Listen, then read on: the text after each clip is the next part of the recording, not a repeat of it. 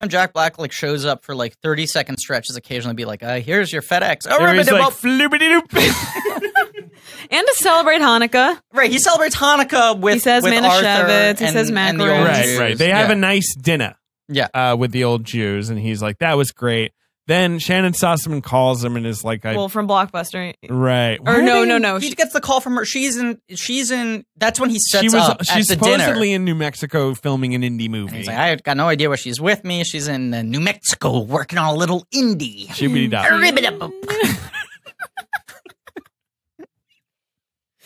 It's a normal character. And then, she turns out she's been cheating on him. And then, they go to Blockbuster, and that's where Dustin Hoffman he calls her up and says, hey, can we do the thing that normal people do on a, Christmas Eve night, which is go to Blockbuster and just riff on the movie boxes. Riff on the scores of the movies in the movie boxes. You know this story about the Dustin Hoffman thing, he was just going to Blockbuster. Like, literally walking down the street. And they were like, can you come in and do one shot? Is that true? Yes. I didn't know He saw all the lights and was like, what's going on there? I've made some movie. He's terrific. He won an Oscar sort of the sixth lead. He is kind of the sixth lead. And, so, Jack Black's in the middle of one of his manic episodes where he's like, The Graduate! Mrs. Robinson! Here's to you, Mrs. And Dustin Hoffman sees him and weirdly does not kill him execution style. Could you imagine being any other customer at the Blockbuster while this is going on and being like, God, does this guy think he's that funny? I need to leave. He's like projecting, like Why very is this loudly. Poor woman entertaining this. Scatting the Chariots of Fire thing. That's the other one, right? Ennio Morricone, Hans, and then, he's like, Vangelis changed the game. Yeah, he does the driving Miss Daisy. That's his Hans theme. But he has other thing where he said, like, a big departure for Hans. But that was before Hans Zimmer became his first score. That was what people thought Hans was. When he did, like, Braveheart and shit, people were like, oh, this is a big departure. That's James Horner. Okay. But when he started doing, like, epics. Yes, that was really the one that changed. Well, won him an Oscar. Yeah. His only Oscar. His only Oscar. Very strange. Maybe he'll I win think this this year. is normal behavior. What do you think he would win for this year? I'm making it up. I have no idea. Does he even have anything this year? He must have something. He did like the Boss Baby and shit. He'll do shit like that where you're like, oh, right, Smallfoot. Did he do Smallfoot? Maybe he did. Maybe, yeah.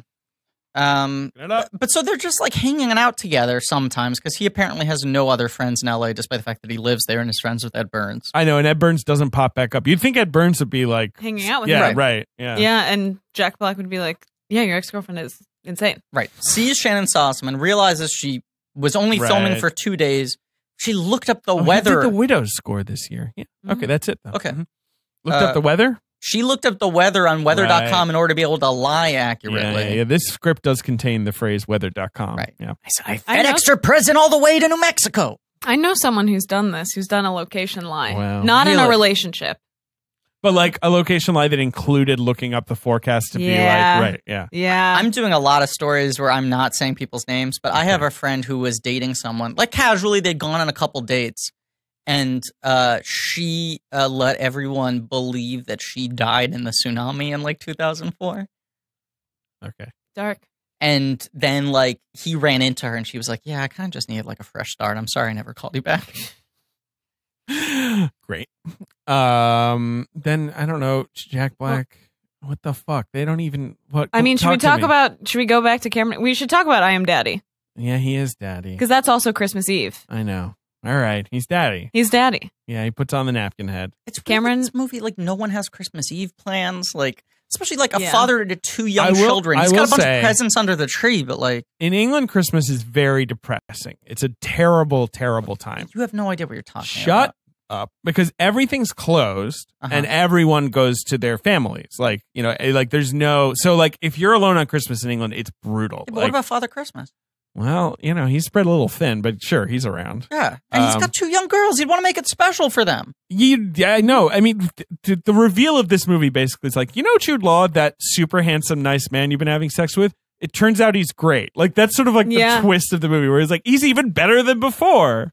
Yeah. He's perfect. Yeah, he's got two little daughters who are so sweet and bossy. And he's so nice to them. The kids are so cute, and they've never been anything again. They're just perfect cherubs that like emerge. When the little one says, when they invite her to the tent, and she's like, I don't think I should go to tents. And she's like, you don't like tents? Oh, I love it. It's a big tent. I feel like they got a big tent. Yeah. Small British children, especially small British child actors, always say things in the same meter, which I find like unbearably heartbreaking. Sure. Which is like, Daddy, don't you want to decorate the tree? You know, it's always like, dun-dun. You can't access the umbrella computers. Like, right, they're the weird, creepy children. Yes. Yeah.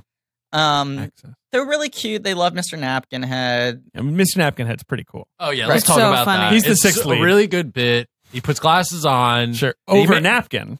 Over a napkin. Over but then his he face. makes a mouth. He does. That's what really the sets cherry it on off. top. And he smokes, so he's cool. But he smokes a spoon. Yeah. And then says smoking's not cool to his daughters, but we know as adult viewers that smoking is cool. True. Yes. He keeps the napkin on his face for a full 2 minutes. Yep. I wish he kept it on for a full Cameron hour. laughs too hard. I turned to my... She's never felt joy before.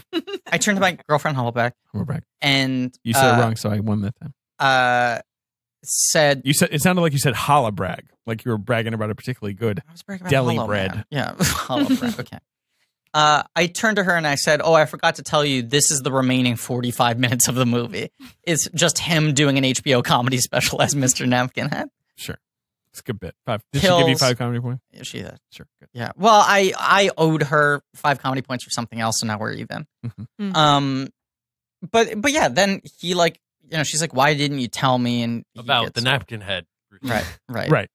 And he's like, that's it's proprietary. I'm still shopping it around town. I have a bunch of meetings. Right. Yeah, Warner Brothers are interested, but I don't know. Right. They have a first look development deal, but I want to get something on the air. Right. And like we're trying to pry it free because Marty had expressed, but he wants to bring it over to Paramount. Based on the comedy stylings of Napkinhead.